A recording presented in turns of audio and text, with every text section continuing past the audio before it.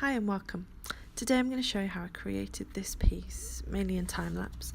It's created with Indian inks, watercolour pencils, water-filled brush, acrylic inks, Brusho, Quink Ink and water sprays. So I do tend to use quite a lot of different materials in some of my pieces, have a little experiment with them.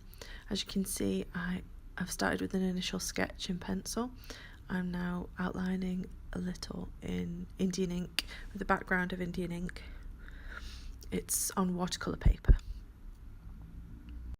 It's quite basic 300 GSM hot press watercolour paper, and I am using a glass dip pen to do this outline. I really like the glass pens because they don't really fade or bend like the metal calligraphy pens. And now I'm just starting to colour a little bit with the Faber-Castelles Aquarelle coloured pencils. That's just a skin tone, which is number 132. They don't seem to have colour names, just numbers. So I'm just working that a little bit into the face, and then with a pink. This is just going on dry. Then I'm using the water-filled brush to work those colours through. I find these easier to apply than just a watercolour paint. You can get a little bit more detail with them. You can manipulate them more and push them around. I've never really been able to get away with watercolour paints so much. So I have been enjoying using these. Just working into the hairline there so that you are getting the skin tones through that. It's difficult when you're doing a time lapse because you I have to wait for the next bit to dry. So I'm just working into it with a bit of pink, a little bit of ochre there.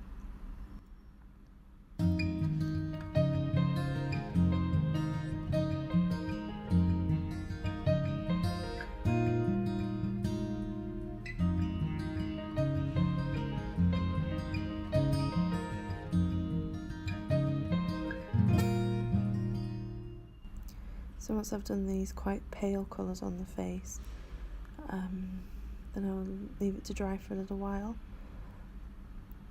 I have to stop filming at that point, otherwise you'd just be watching paint dry, literally.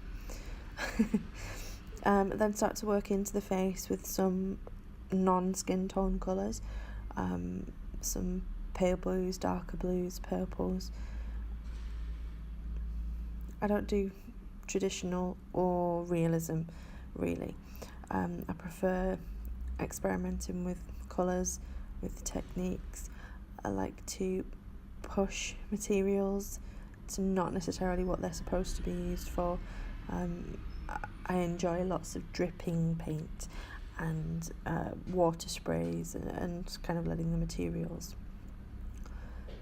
do a little bit of their own thing within the pieces, as you'll see later on in this one.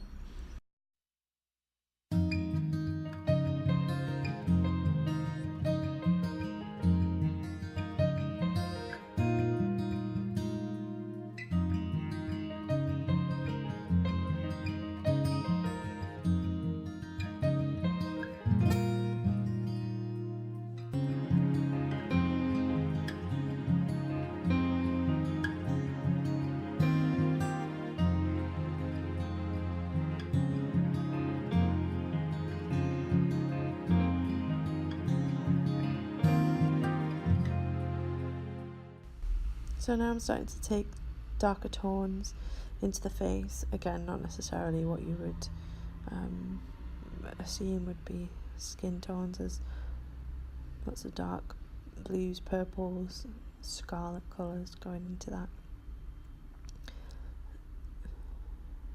just to bring those values out in the face.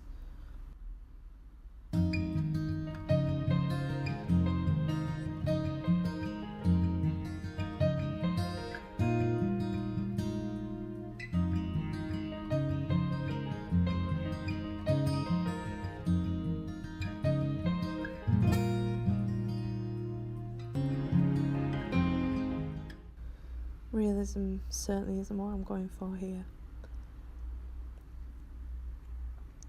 It's an experimentation of materials and subject matter.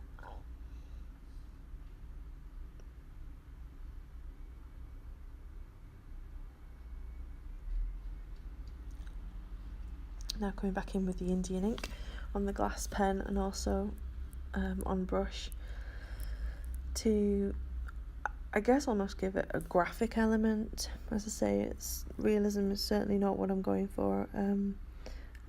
I enjoy the contrast, not only of the materials, but the subject, sort of how the brush strokes create stark marks with the inks. Just working into the hair there with a little bit of the watercolour pencil and water sprays.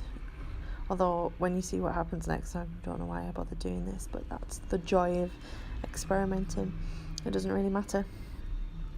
Now I'm working into the hair with acrylic inks. So there's Crimson and Scarlet acrylic inks going into that. Working back into it again with a little bit of Indian ink whilst it's wet. Water sprays as well so that the inks bleed slightly back into the face.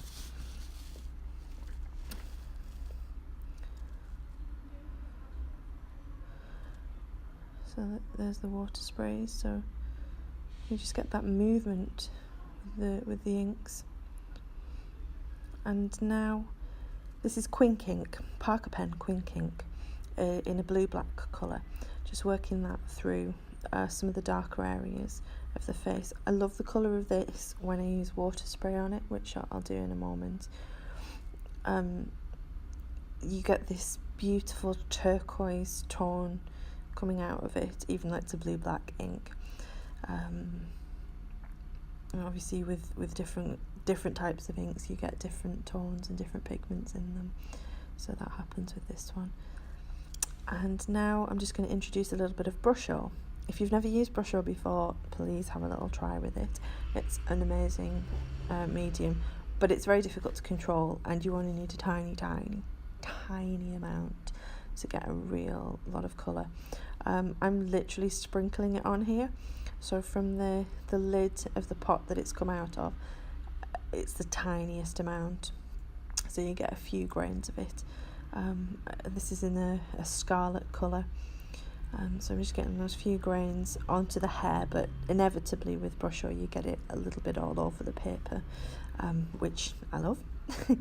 I like the materials to live, to have their own say on the piece. I'm never really precise about it. I'm never 100% sure of what the outcome is going to be, but I love that. So I'm just working into it now with a water spray. So you can see those turquoise tones coming out of the Quink ink that I've drawn into it, and also the Brusho is starting to bleed and move with that water spray.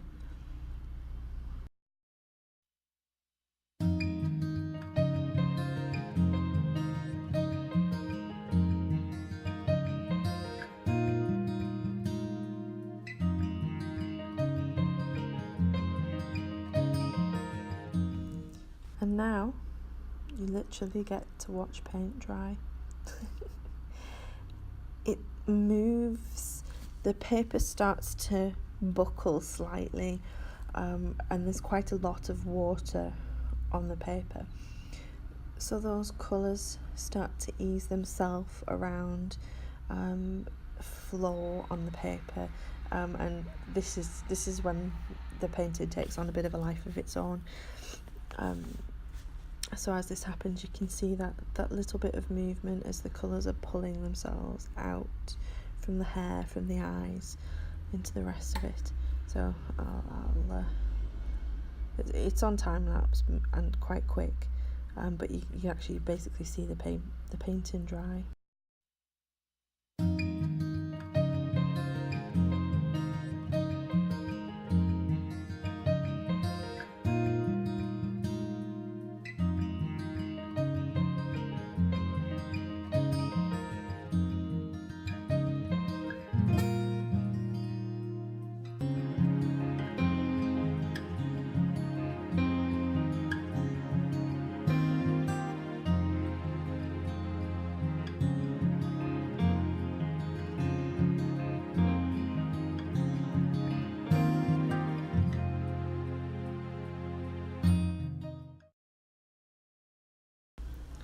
Unfortunately here it zooms in and goes really bright, so you don't really see it. But that's the final effect. You can see that it's bled across the eyes, it's dried in different places, so you can see it's almost, you get these lines of where it's dried quicker than it has in other places. That's it. Thanks for watching.